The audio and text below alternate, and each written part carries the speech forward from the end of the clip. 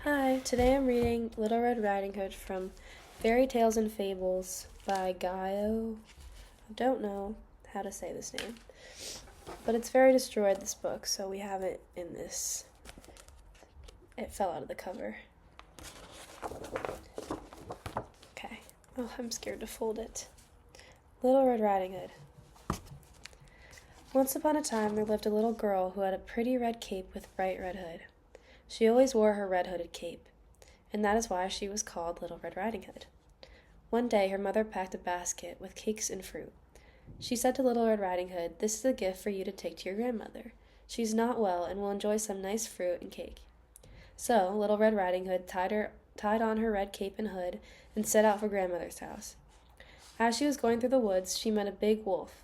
The wolf spoke to her in a gruff voice. "Good morning, little girl," he said. "Where are you going with that nice basket of cake and fruit?" "I'm going to visit my grandmother." "Well, well," said the wolf politely. "I'm going to visit your grandmother, too." The crafty old wolf knew where grandmother lived, and so, while Little Red Riding Hood stopped along the way to pick bright flowers and watch the butterflies fleeting among the trees, the wicked wolf arrived at the grandmother's house long before she got there. He peeked in the window. He saw grandmother sitting in her rocking chair, knitting a sweater. But grandmother saw the wolf, too. She jumped out of her chair, slipped into the clothes closet, and quickly locked the door behind her.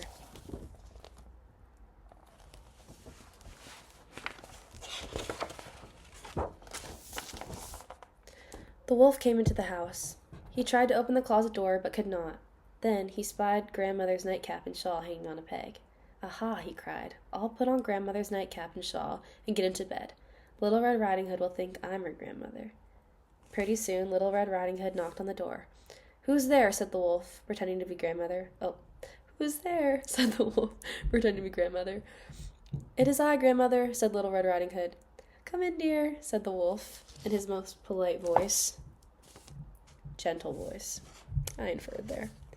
He drew the covers up around his chin. "Oh, grandmother," cried Little Red Riding Hood, standing beside the bed. "What big, bright eyes you have!" "The better to see you with, my dear," replied the wolf softly. Little Red Riding Hood came closer. "Oh, grandmother, what big ears you have!" "The better to hear you with, my dear," said the wolf, still more softly. Little Red Riding Hood leaned over the bed. And grandmother, "What big teeth you have," she whispered. "The better to eat you with," cried the wolf, and pushed back the covers and sprang out of the bed. Then Little Red Riding Hood saw it was the wolf pretending to be your grandmother.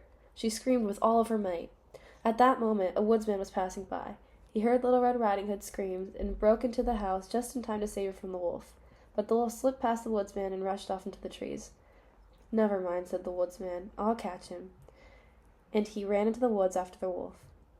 Then grandmother came out of the closet where she had been hiding, and she made a delicious lunch of milk, cake, and fruit for Little Red Riding Hood and herself. They had just sat down to eat when the woodsman came back. "The wolf will never bother you again," he said. Little Red Riding Hood and her grandmother thanked the woodsman and asked him to stay for lunch. He did so, gladly, for he was very hungry. Afterward, he walked to Little Red Riding Hood home through the woods to her grandmother's house. To her mother's house, where she lived happily for many years. But she never met another wolf.